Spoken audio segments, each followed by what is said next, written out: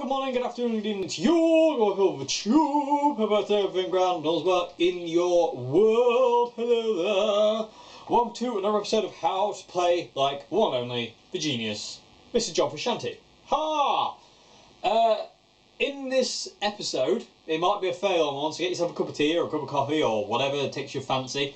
I want to talk about how to set up your amp to sound like John. I want basically to talk John tone and setup, if you will. So I'm going to talk about how to set your amp up, how to kind of like set the kind of main pedals, and just in general talk about kind of John's sound and why it works, and why some people like I know out there are having difficulty with, say, like the DS2 or the Ibanez Wah kind of volume jumps and whatnot. So I'm going to talk about that today in more detail than I ever have. So this might be a bit of a long video.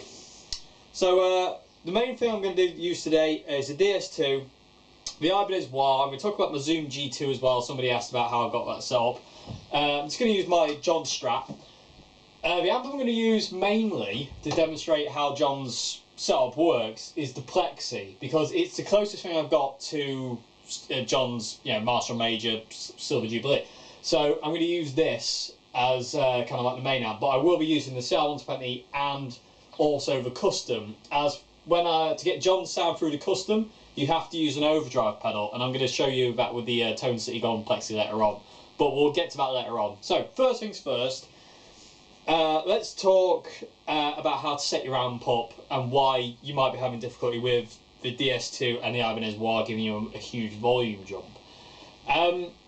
Quite simply, if your DS2 and your Ibanez Wah are doing this, let's not do that for too long, your amp is not compressed enough. Basically, it's not distorted enough, basically. I said that really posh. Distorted. Yes, distorted, yeah.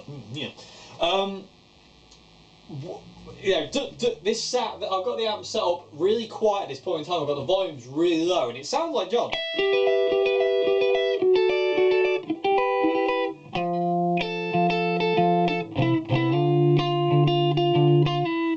But the DS2 and the Ibanez don't work through that sound, and I think this is where people are getting a bit kind of confuddled, so to say. Just because it sounds like John doesn't mean it is John. Now, I've learned this over like a period of time. Your amp needs to be distorted, because when it's clean like this, all the harsh frequencies from the Ibanez Wah and the DS2, if you think like that's your kind of waveform, they're going like this. They're just going crazy. As soon as you turn, like say that's your amp signal going along this line, as soon as you turn on your DS2, it's just going to go skyrocket because it's set that way. But if you have your amp compressed, like so distorted, slightly distorted, not to a point where it's like literally distortion, but so the amp is kind of like working quite hard, or if it's like a 2-channel amp and you've got a drive channel, like simulation of it working hard, what's going to happen is those real high nasty frequencies and that real kind of high volume jump caused by the DS2 and the Ibanez Wah have nowhere to go. So if it's kind of like from this where it can go way like that and go really loud to this where it can't go anywhere, that's the difference. That's the reason it's not working. So basically, if your Ibanez Wah and your DS2 are still jumping volume massively, it means your amp is not compressing enough. It's not compressing at all if it's really jumping. So you heard it there, and the same thing goes with the Ibanez Wah. Check this is horrible. So you can hear huge volume jump. Hope that comes across. I'm not going to do it very long because it's super, super loud and I don't want to die. But that's with the volumes at like basically 1 on the Plexi. So what I'm going to do now, I'm just going to stop the camera. I'm going to crank the volumes and find the space where they need to be, and then I'll show you again. I'll show you what I mean by the compression thing and how it kind of reins in the DS2 and the Ibanez just by crushing the signal and just keeping everything a bit more uniform and compressed. So yeah, let me just alt that now. Okay, so I've altered the EQ and altered the volume. So I've got EQ now is totally different to what it was. EQ was, presence was on 6, bass was on 10, middle was on 7, and treble was off, and then both volumes were set at 1.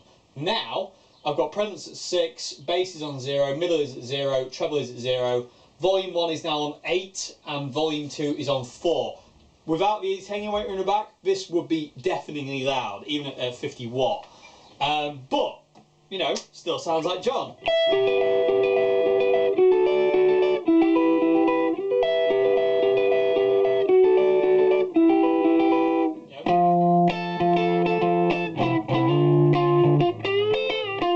It's not, yeah, you could say, I'm going to say, that's not too far away from the original sound. No, it's not, but the amp is now working 10 times harder. I'm pushing the amp a lot harder because I've got the volumes cranked. So now, when I turn the DS2 on and the Ibanez Wah, you don't get that massive volume jump. So this is the clean, kicking into DS2.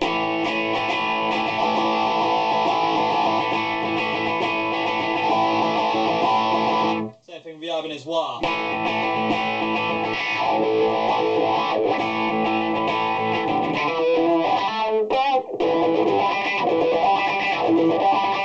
So basically, what that, you know, and this has also been confirmed by JF Effects asking Dave Lee about his things. John would always run his amps on that verge of breakup, and because it's broken up, it's not 100% clean, you do get that ability to have your signal compressed and your DS2 and your Ibanez Wah to work. So, next thing I want to do, I'm going to switch over to the CR120 and I'm going to show you how to kind of like dial that in on a distortion channel, because not everyone's got access to one of these, and I'm very, very lucky I even do. So I'm going to show you on my CR120, then I'm going to show you how it doesn't work on every amp going over to the custom. So let me switch over now to the CR120 and show you that exact same thing again, but you know, with a gain dial this time, which is a lot easier than kind of messing around with all this lot and, you know, going deaf in the process. Because, well, why not? You know, here you go. So this is the attenuator off on the Plexi. You know, very, very loud, and I can attest to how loud John was, because I was lucky enough I saw the Chili Peppers play Hyde Park, and I was in the crowd near the front on John's side of the stage when Dave Lee was line checking John's amps, and nothing was coming through the PA, but you could still hear the amplifiers on stage, even with that many people in Hyde Park. You could still hear those amplifiers. I mean, being that close, it was just shocking. So he would have been deafening on stage, and I say it is a case of, if your Ibanez and your DS2 are still peaking out, really nasty, horrible volume jump, your amp is not compressed or distorted enough. So, let me demonstrate that again through the CR120, and then we'll talk about the custom and how to get it if your amp won't do that. Okay, so, plugged into the CR120 now. This won't work on every amp with a distortion channel. Certain, and this is why I'm going to show you the custom next, because certain distortion channels will not have kind of the gain stages stepping up in such a way. But Marshall MG does it, the CR120 does it, and a few other amps I've got do it, but some amps will not do this, and the custom is definitely one of them, so it's kind of really cool I've got that to show you, because some amps will not, the gain stage starts off mega distorted. Like this, the custom starts off AC/DC-esque, and that's not what we want it cleaner than that. But you know, I'll get to that in a minute. But so at this point in time, I've got the CR120 set. The gain on the dirty channel is set at 2, and it does gives you the John sound. The moment you kick on the DS2, it gets horrible. You know, super loud. Same thing with the Ibanez. Gives you a volume jump you can't use. It's just horrible, and they sound rubbish. You know, they just sound horrible and harsh. But if I was to turn the gain up now, so the amp's working a little bit harder, and you can kind of hear the difference in hiss. If I don't know, let me crank the amp.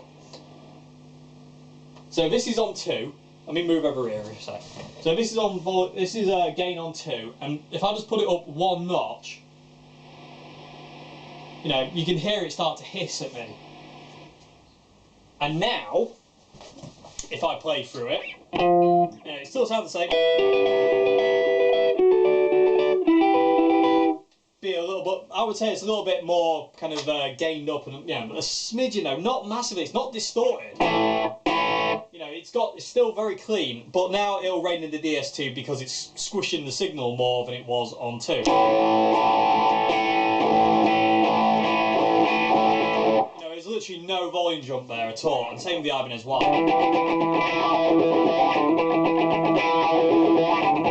You So that's what you want to be doing. You want to be pushing like your distortion channel or your amp, if it's a single channel amp, very hard to get John's clean tone, because it's not super clean. You hear bands like AC/DC always saying we don't play distorted, we play clean.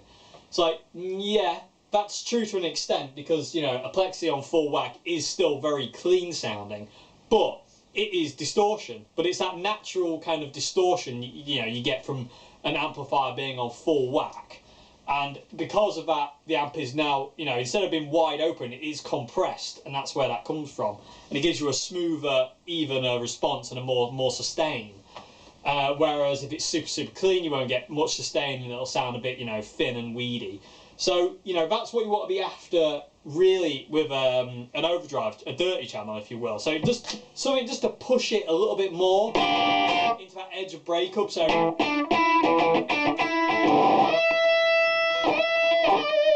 you know, just so the DS2 and the Ibanez Wah have something nice to kind of like sit on and just to rein them in, instead of it just kind of like, you know, going, hey, I'm just going to go mental. You know, so that's kind of what we'll be doing. But like I say, not every amp will do this, and I'm going to show you that now through the custom amplifier, and I'm going to show you how you can get around that. So that's, hopefully this, you know, hope this is making sense. I hope. And again, same thing again. If I just click over to the clean channel of the CR120, let me turn that down a smidge. You know, sounds like John, but the moment you kick the DS2 in, it volume jumps and it sounds horrible and harsh and nasty. So, you know, you kind of want to be that kind of... You know, if you feel it's too distorted, it probably isn't. You know, John's tone is not 100% clean. That's all, you know. But anyway, let's move on to the custom now and show you it through that, and how, no matter what you do, you cannot get it to sound like that. Okay, so we're now into the custom KG.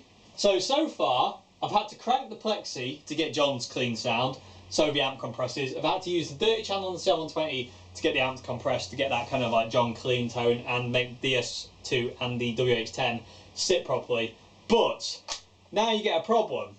You've got an amp like this, where the lowest gain setting, oh, that's not on breakthrough, is this. And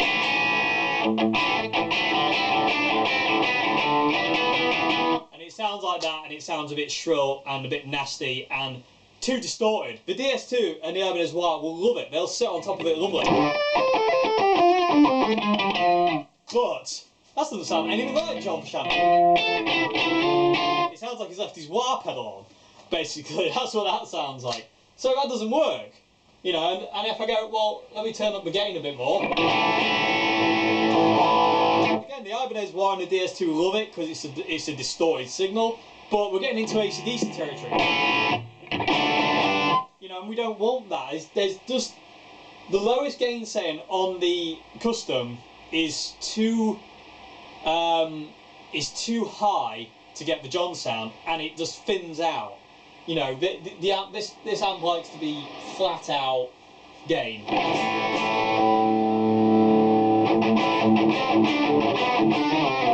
You know, like that. But I have the same problem again if I use the clean channel.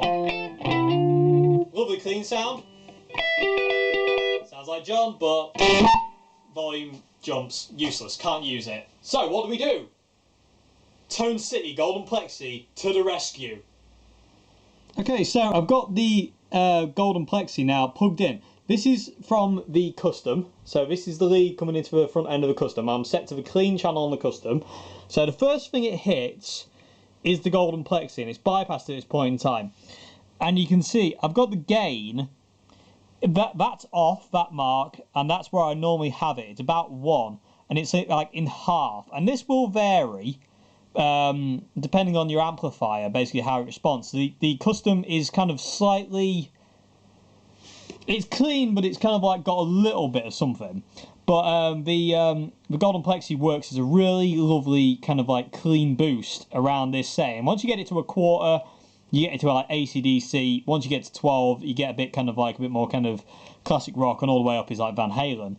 But this pedal does so much more than people say. Like, you know, people say it does, like, you know, it's all the gain or none of the gain. That's nonsense. It does so much more than that, and I'm about to show you. So I've got it about between 0, like off, and 1, and this is at the beginning of the chain. So this is, this is the amp, and then I'm running into my Zoom G2, which is kind of taking the place of the chorus, then the Ibanez wah, then the cornstarch, then that, and then the DS2 is right at the end of the chain into the guitar. So, I'm going to turn this on now. I'm going to show you it. I've got the tone set at a quarter, volume is set at half, and gain is set at kind of like, 1.5, if you, 0.5 if you will. So let's turn it on and I'll show you what it sounds like. Okay, so just to recap, this is the clean channel on the custom without the golden plexi. Lovely sounds like John, but if I kick in the golden plexi now, more fatness, and you're like, well, that doesn't sound much different. No, it doesn't. But from the DS2 doing this to the DS2 doing this, there is a world of difference.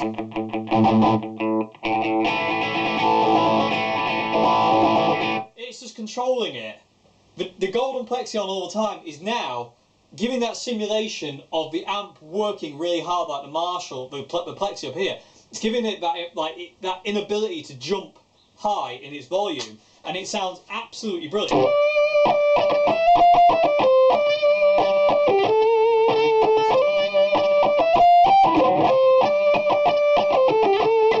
It'd sound better if my shoddy playing was up to scratch. Oh. But yeah, it's just giving me that extra push over the edge and just sending the amp into more breakup, but it won't normally do. That's as clean as, that's as broken up as I can get the custom. It won't get to the point where it's compressing enough for DS2 or the Ibanez wah to work. So that's the answer to that. If your amp will literally just go, no, I'm too distorted on this section, on this channel, cranked up, whatever, I am not going to do that kind of edge of breakup clean tone, because it is clean, kind of ish. It's not 100% clean. It's kind of cleanish. Yeah, if your amp will just not do it, it refuses. Like, point out to it, it's like, no, like a grumpy school child refusing to do his homework. You need an overdrive, and I cannot recommend the golden plexi enough. It just is everything. It's a clean boost, it's an overdrive, it's a distortion, and it's a mega distortion. I love that thing, and it's one of the best distortion pedals in the world. It really is to me. I absolutely love it, and it's so inexpensive. It's like 40 quid, which is nothing, absolutely nothing. It's not throwaway money, but it is very, very cheap in comparison to, say, something else out there. I can't think of a name, like an Ibanez Tube Screamer, for instance. They do the job really well as well. But a bit of a word of warning: the Ibanez Tube Screamer hates the DS2, and the DS2 hates the Tube Screamer. Absolutely will not work hand in hand. The Ibanez wah doesn't mind, but the DS2 despises it. You will not get those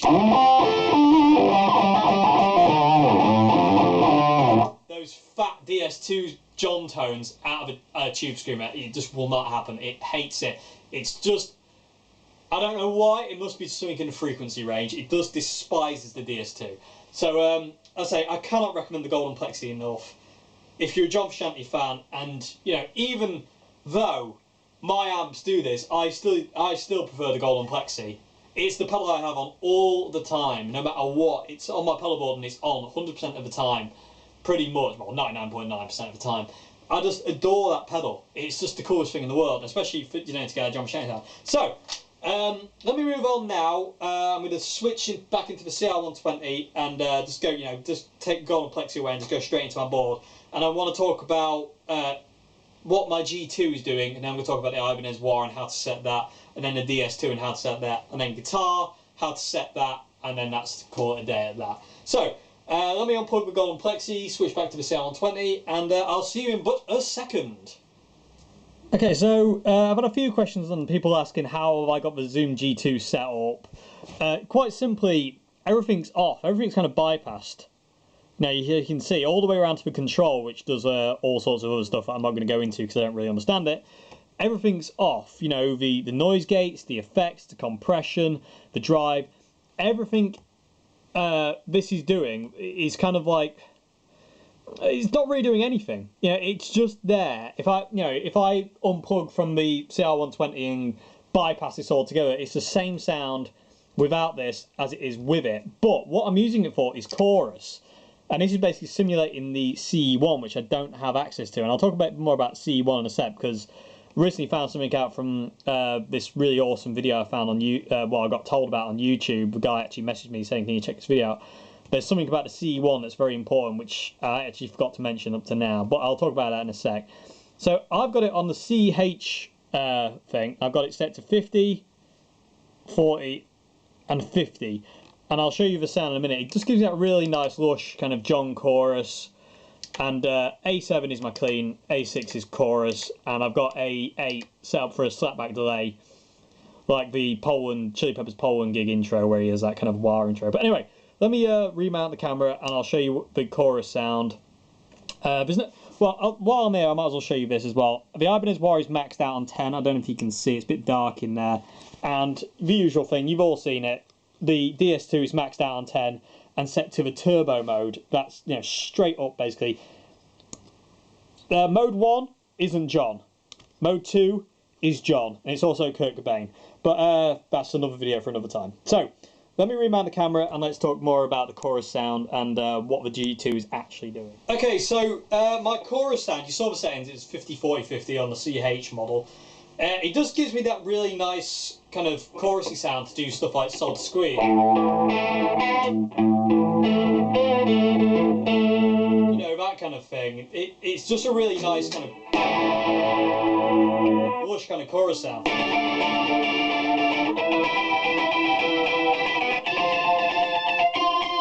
You know, because I couldn't afford an original CE1 if I wanted one, and not many people can, and they're so rare to come across. You have to kind of find the next best thing, and I've got to say, the Boss Chorus Ensemble is probably the best. The Blue Pedal, the Chorus Ensemble is probably the best simulation of the CE1 I've heard. It just sounds bob on, and you have the ability to run it out into stereo, into 2 amps like John does, and I'll talk about that later on, about how John's stereo setup works and all that kind of thing. But also I found out the other day, and this comes back to the Golden Plexi, the original CE1, even when it's off, gives you ability to line boost, which is basically all I was doing with the Golden Plexi, is just boosting the amplifiers and pushing the amplifiers more. So the CE1, even when it was off, in John's setup, was probably the keyest kind of component to kind of John's sound, because it distorted the amplifiers more, it pushed them more. So basically the CE1 was doing what the Golden Plexi was just doing. Without the CE1, John probably would have had more of a hard time getting his amps to the right place. They might not even done it. But with the CE1, you know, it helped push the amps into distortion mode, and if you've got one, you know, you probably know this already. But I didn't know that until recently. A guy messaged me on Facebook, says check out my video, and I watched it and I was like, that is dope, that is so cool. You know, I've been studying Geoff Shanney for 15 years, and like, well, 14 and a half years, and I'm still learning new things. It's so cool. I love it. Absolutely love it.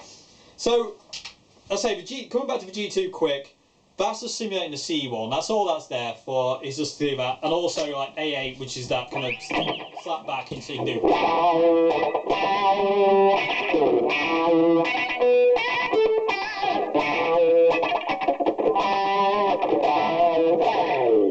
You know, just so you can do that.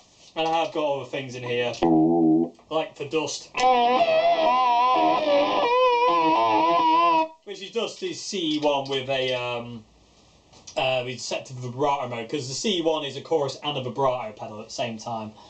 But he has his chorus set quite wild. It's a kind of a big pulsey kind of sound. Even more so at Slane Castle. It was really lush at Slane Castle. I don't know what was going on there, but it was a lot more lush than it normally is. But he has got a bit more of a cleaner-ish sound. We know by now it's not 100% clean. Anyway, so that's what the G2 doing is simulating the CE1, and I say, you know, the Golden Plexi was basically simulating the boost of the gain boost of the CE1, and now the CE1 gain boost has been simulated by the Dirty channel on the CL120. I hope that made sense, but you know, I hope it's made sense up to this point. So moving on to the Ibanez Wah, I just have it on 10 all the time. There are occasions you see on the Federation Square Jam, John's actually got it turned down a smidge, but he is, you see him going down every now and again. I swear he's tweaking it and messing it around, because mainly it's on flat out. And I say, especially through that kind of overdriven kind of clean tone, you know, you need it flat out. You know, you get a 21st century guitar solo.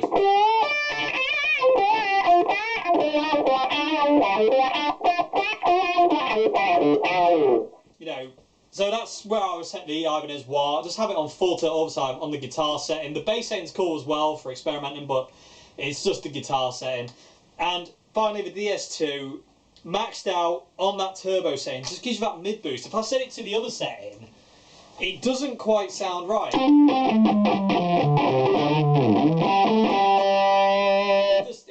It's all right, but it's a bit too muddy. You know, with on the easy tiger. On the turbo mode, basically, you know, on setting 2, it just gives you that bit more of a mid-range boost, and it just sounds right for John.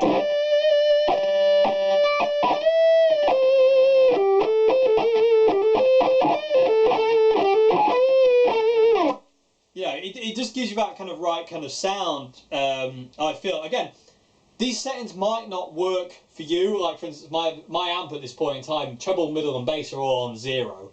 The only thing I'm using is volume and gain, you know, but it just gives me the right...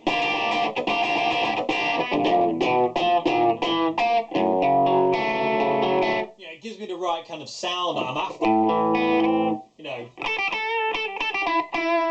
You know, that's what works for me. You will have to tweak and find what works for you and your guitar and your gear and your leads and patch leads, because everything has a knock-on effect to what you're using. Patch leads, power supply, you know, guitar strings, everything does. It's mad, absolutely mad. So you will have to tweak and change, but hopefully this will give you an idea of what you kind of need to be going for. But I would say Ibanez Wah and the DS2, have them flat out all the time. There are occasions on the By the Way tour where John would have his distortion lower. The Sao Paulo gig, he's got it very low there. He doesn't have the distortion high at all. I would say it's somewhere between 1/4 and 1/2. It gives you a cleaner kind of sound. But most of the time it is flat out. Most of the time, especially on the Off the Map tour, where you combine it with the DS1, but that's a whole new thing altogether. Or, you know, Stadium Arcadium, where, you know, he had the DS, you know, he's got the DS2 and he combines it with either a micro amp or whatever he felt like at the time. But yeah, that's it. And the same thing goes with fuzzes. I mean, if you've got like a big muff, I would have sustain and volume on flat out. I would have the whole pedal flat out, to be honest with you, because you can, with that kind of sound, that broken up, edge of breakup clean sound, you can have everything maxed out. And it still sounds really cool. So this is my kind of big muff.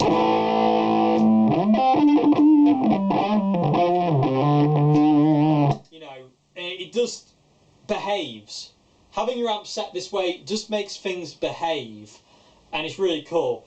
So now, there is one more thing I want to talk about quickly, and it's the Ibanez Wah reissue that I use, because the bypass is terrible, and we all know how terrible the bypass is. But I want to show you, with this setting, how that isn't an issue. So let me talk about that. Okay, so kind of nearly there now in this video. I know it's a long one. I hope it's informative, and I hope, you know, this is helping you out, you know, trying to get close to John's kind of sound. Because let's be honest, if you don't feel like you sound like John when you go to play stuff, you're not going to play the best you can play, because you feel like you're not quite there. So I hope this is kind of helping you get closer to that kind of John sound. I mean, you can only approximate anyway, because none of us, unfortunately, are John Frusciante, and we're never going to sound 100%, but we can kind of learn to approximate. Anyway, anybody who bought an Ibanez Wah WH10 V2 was probably as disappointed as I was when I found that it did this to your clean sound. Meh. Rubbish. It just destroyed your clean tone. It just took everything away that was sparkly and ruined it. Just made it really dark. The bypass signal was terrible. So I was disappointed with that. But up until a couple of months ago, I didn't realise you can use it with that, say, with the dirty channel. So if I switch over to that as a clean channel, it sounded awful, just lifeless and dull. But if I go down to the dirty channel where I've got the gain boosted, and I've also added a bit of mid in, mid's now on 1, I now get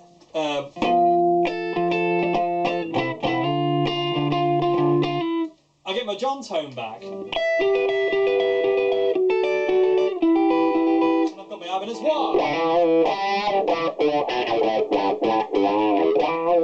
So I was well happy to realise that, like, you know, all is not lost with the Ibanez wah.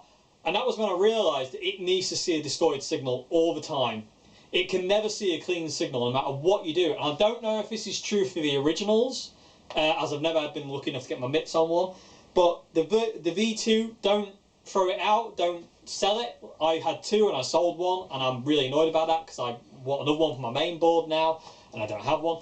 And they're really hard to come by now because Ibanez discontinued them again. And anybody who wants to sell them, they're selling me different stupid money. But anyway, you know, literally just run it through a distorted signal. Just, you know, as soon as you run it through a distorted signal, you can get your tone back. But if you run it through a clean signal, it's a no-go. So just run it through a distortion channel.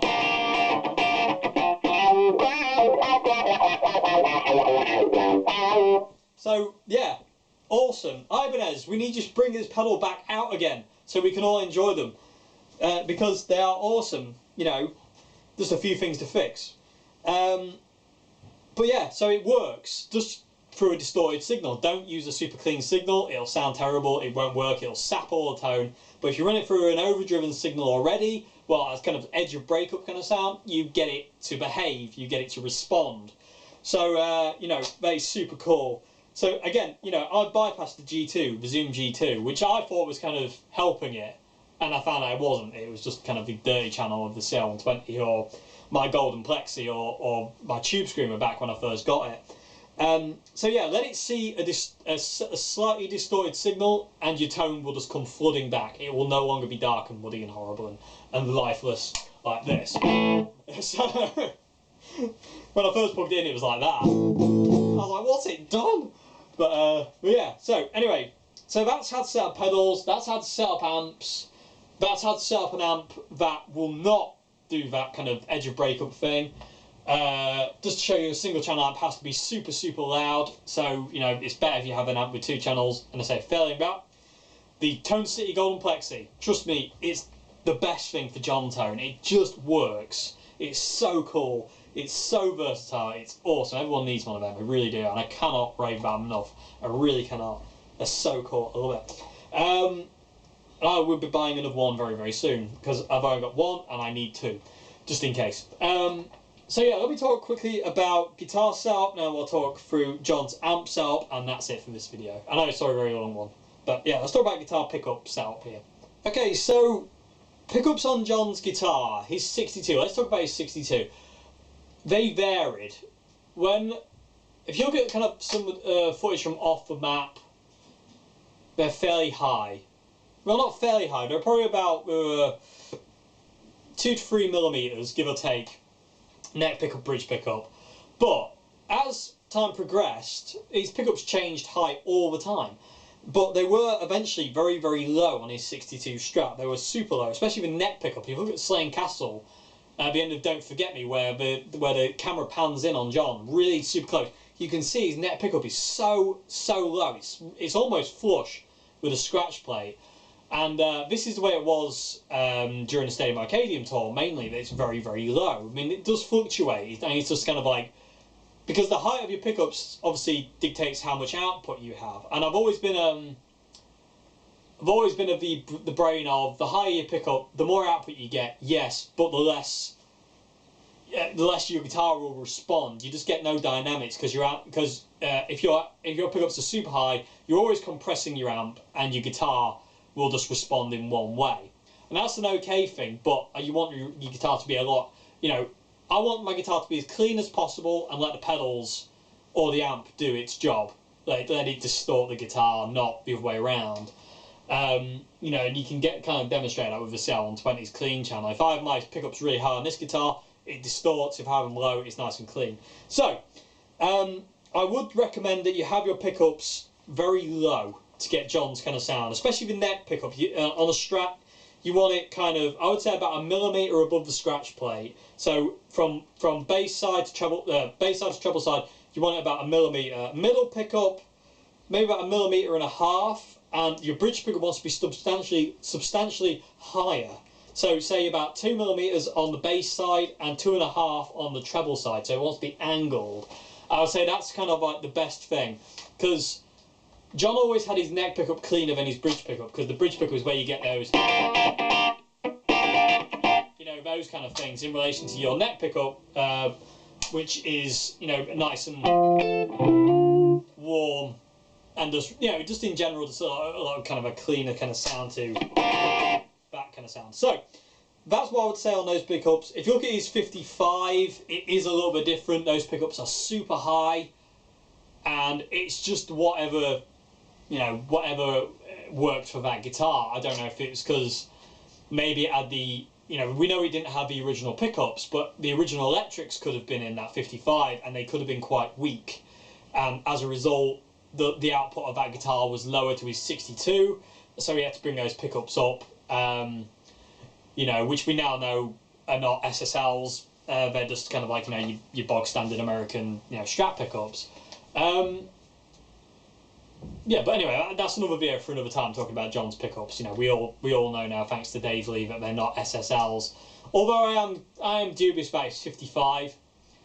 You know, his 62. I don't doubt that maybe they were just kind of like, you know, your bog standard American USAs. But John did say in an interview how he bought the 55 as all original, and then he took it to a friend who knew about vintage guitars, and it turned out they were SSLs that he bought in the guitar originally. And I find it hard to believe that John would change them out if they were kind of moderner pickups and they were a bit more reliable, because obviously, like, you know. And also there's an interview with Dave Lee, which I find a bit weird. It was in a Guitarist mag a long time ago, where he said all John's guitars are stock. So I don't know quite what's going on there. I don't know quite what to make of these answers recently. It's out there for somebody to find. It's a guitar magazine. It was one of the first guitar magazines I ever bought, with John on the front. He's got his red Jaguar and his brand By the Way era. But you know, I swear there's a bit in that interview where he says all his guitars are stock. So, you know, let's you know, I don't really know what to say about that one. But anyway, any single coil will do the job. It really will. Any Strat single coil will do the job. Even my Squier Bullet here will do the job. You know, it really will. So anyway, let's finish up by talking about John's amp signal. JF Effects has awesome diagrams showing you the signal path of John from Dave Lee, and you know, all those kind of things, and microphone diagrams and all that kind of stuff. So, you know, check out JF Effects, absolutely awesome. But I just want to talk about the stereo out thing and stuff like that quick. So let's just talk about that, and that's this video. Okay, the last thing I just want to talk about is John ran his amps in stereo. Is this important? Not really, no. I think it was more John liked the combination of the Silver Jubilee and the Major, like in live. But if you watch him do certain gigs, like the Federation Square, where he's just got a Silver Jubilee, even though it's the black Tolexed one, it's still Silver Jubilee, it's the black one. You know, and a couple of other gigs where John's just kind of like got one amp, he still sounds the same. The power is still there. And again, it comes back to the fact of the amps are running on at that kind of semi-broken up kind of signal, and it just makes it fat, you know, really big and fat sounding. So the chorus thing, the stereo thing is cool if you can do it, and having two amps on at the same time is awesome. The stereo sound is so cool, but it's not a necessary thing. So don't kind of like go out there thinking I need to get, you know, two amplifiers to emulate John. You don't, so don't worry about that. John did it because he could. You know, it is literally as simple as that. He had his setup that way because he could.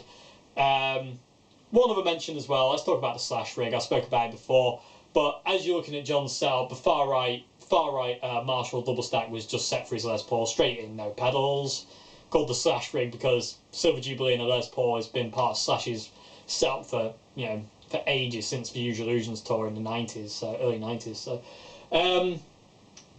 there was apparently, Dave Lee said that at one point they ran reverb through the Silver Jubilee and kept the major dry, but that didn't last very long. And also, John was very sparing with reverb. He didn't use it all the time. It was kind of like for songs and atmospheric parts, you know, Don't Forget Me being one of them, all sorts of other things. But mainly John's signal was very dry. You know, he was playing big arenas. You don't need reverb in big arenas. You know, the arena does it for you. In the studio, he would obviously use reverbs, but live, he was very sparing with his reverb, you can tell he is. And the same with the MXR micro amp. That isn't on all the time. It's just not. If it was on all the time, John's signal would be overdriven, like really AC/DC overdriven, because, you know, you got to, you know, coming back to this thing, the amps were on edge of breakup, the CE1 was pushing it with the level and breaking it up as well. So if you add that MXR on to that, you're just going to get more gain. And John would use the MXR more for more gain with the DS2 or Californication solo. There are recordings of the Californication solo out there where you can hear him turn it on. And he's constantly to and froing to his board at some times on the intro to Californication. And I'm trying to think of a really good example that I can think of off the top of my head. I can't think of one. Venice Queen, Slane Castle. When John does the...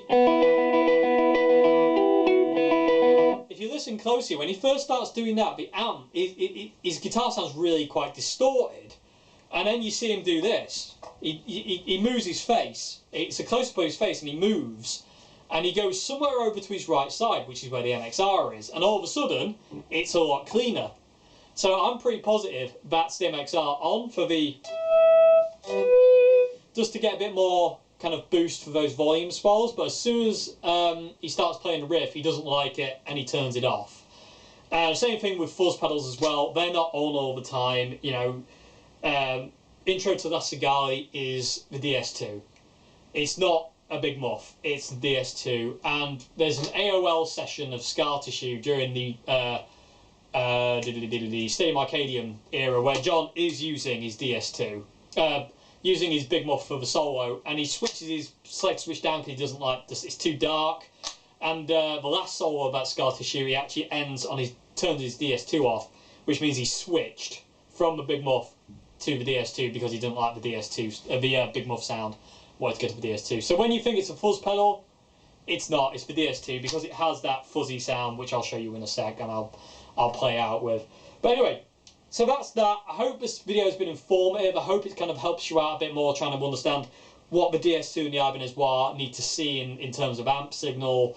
Talking about like how to set the pedals, how to set your pickups on your guitar. Your action also wants to be fairly high. You don't want a really low action to sound like John because you need those big bends to kind of really scream out. You're not going to get out with a low action. Gauge 10 strings preferably as well. John used an 11 on his high E, just to get, you know, just less breaking problems. But other than that, you know, I hope this video has been informative. I know it's been a long one, but I hope it explains all of you know, how to get kind of like closer to John's sound. So yeah, hope you enjoyed this video, and I'll see you again very soon for another one. And yeah, have a great morning, afternoon, good evening. Goodbye now. DS2, love this sound.